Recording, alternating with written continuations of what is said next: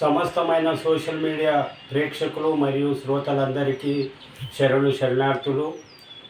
ఈ యొక్క చైత్రమాస పౌర్ణిమను పురస్కరించుకొని ముఖ్యంగా ఈ నెల 12/4/2025 శనివారం రోజు చైత్ర పౌర్ణిమ లేదా ధవనవర్ణమ అనేటువంటి పేర్లతో పిలిచేటువంటి పున్నమ అత్యంత విశిష్టమైనది. అటువంటి పౌర్ణిమ రోజు మరి గొప్ప వ్యక్తులు ఉద్భవించినటువంటి విధానంను గురించి కొంత మీ ముందు ముచ్చటిస్తాను. నా పేరు మడప సిద్ధలింగయ్య స్వామి. నా యొక్క రచనాకాలం పేరు విశ్వారాధ్య. నాకున్న బిరుదు ప్రవచనరత్న. అయితే ప్రపంచములో మనకు ముఖ్యంగా రుద్రావతారుడైనటువంటి ఆంజనేయ స్వామి అతడు ఉద్భవించినటువంటి రోజు ఈ యొక్క పౌర్ణిమ రోజు. అతడు త్రేతాయుగములో రాముని బంటుగా, ఆ తర్వాత ద్వాపారయుగంలో అర్జునుని యొక్క ధ్వజం పైన కొలువుండి, కలియుగం లోపల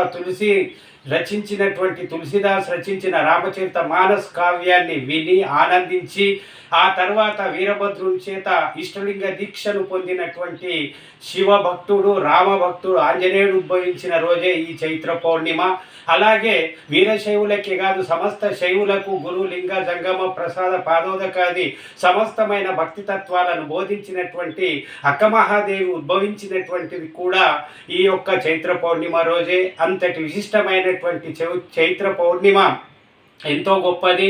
ముఖ్యంగా అక్కమహాదేవి మన యొక్క తెలుగు సాహిత్యములో మొల్ల, అట్లాగే తాళపాక తిమ్మక్క, అలాగే గోదాదేవి ఎటువంటి గొప్ప రచయితలో అటువంటి భక్తి రచయిత కలిగినటువంటి శక్తి ఆ యొక్క అక్కమహాదేవిది. కన్నడ సాహిత్యంలో 12వ శతాబ్దములో మరి శివభక్తి తత్వాన్ని వచన రూపములో చెన్నమల్లికార్జున అనే పేరుతో వచనాలు రచించింది. ఈమె బసవేశ్వరుని యొక్క సమకాలీనురాలు. అలాగే అల్లమప్రభు దేవుని ద్వారా శివలింగ దీక్షను, అట్లాగే శివతత్వ మర్మాలను తెలుసుకొని ఆ తర్వాత భక్తి భావనను ప్రచారం చేసింది. ఒకానొక సందర్భంలో అందాల బలిన అయినటువంటి యొక్క అక్కమహాదేవి తాను ఉర్తడి అనేటువంటి గ్రామములో మరి ఉద్భవించి, తండ్రి నిర్మల శెట్టి, తల్లి సుమతీదేవి, ఈ దంపతులకు పార్వతీదేవి అంశతో ఉద్భవించినటువంటి ఈ తల్లి మరి ఈమెను చూసినటువంటి ఆ రాజ్యపు రాజు అయినటువంటి కౌశికుడు ఈమెను మోహించి అయిష్టంగా, ఈమెకు ఇష్టము లేకున్నాను బలవంతంగా ఈమెను వివాహమాడాడు. ఆ సందర్భంలో ఒక ఒప్పందం జరుగుతుంది. ఏమిటి అంటే, తాను శివభక్తుడు అయిన తర్వాతనే తనను తాకాలి అని రాజుకు ఒక మరి ఒట్టును పెట్టడం జరుగుతుంది. ఆ రాజు మైకములో ఉండి ఒకానొక సందర్భములో తానిచ్చిన మాటను తప్పి ఆమె యొక్క వస్త్రాన్ని లాగగా, వెంటనే ఆమె మూర్ఖుడా, నీవిచ్చిన మాటను తప్పావు, ఇక నీకు నాకు సంబంధం లేదు అని ఆ యొక్క రాజును వదిలి తాను ముట్టిన ఆ చీరను కూడా అక్కడనే విడిచి తన కేశములు అంటే వెంట్రుకలనే శరీరం అంతా గప్పుకొని కళ్యాణ పట్టణానికి వెళ్ళి అక్కడ ఆ యొక్క మరి అల్లమప్రభు యొక్క సూచన మేరకు ఆ ఈశ్వరుడే తనకు సర్వస్వం అనే భావనతో శ్రీశైలానికి వెళ్తుంది. అక్కడ కదలివనము లోపల అనేక సంవత్సరాలు ఘోరమైనటువంటి తపస్సు చేస్తుంది. ఆ సందర్భములోనే ఆమె అనేక అసంఖ్యాకమైనటువంటి వచనాలు రచించడం జరిగింది. ముఖ్యంగా గురువు అంటే ఎవరు, దైవం అంటే ఎవరు, శివభక్తి అంటే ఏమిటి, ఇష్టలింగ పూజా విధానము, ఇష్టలింగ తత్వము, ఇవన్నీ కూడా ఎంతో చక్కగా చెప్పింది.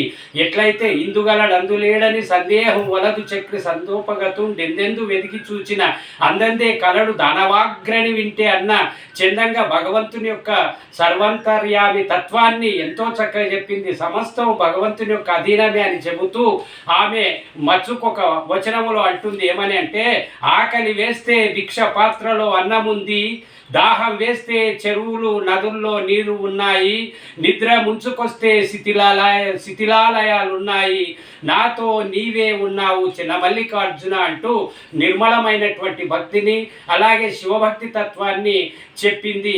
ఈ విధంగా అసంఖ్యాకమైనటువంటి వచనాలు రచించినటువంటి అక్కమహాదేవి ఉద్భవించినటువంటి రోజుగా చెప్పవచ్చు. ఆ తర్వాత ఆమె మల్లికార్జునుల్లో ఐక్యమైపోతుంది. ఇప్పటికీ కూడా శ్రీశైలంలో కదలివనంలోను, అట్లాగే అట్లాగే గర్భాలయానికి వెళ్తూ ఉంటే ఆ గర్భాలయంలో కూడా అక్కమహాదేవి యొక్క విగ్రహాన్ని మనం చూడవచ్చు. శరీరం అంతా కూడా వెంట్రుకలు కలిగి ఉన్నటువంటి ఆ తల్లి మరి పార్వతీదేవి యొక్క అంశ స్వరూపురాలు అని చెప్పవచ్చు.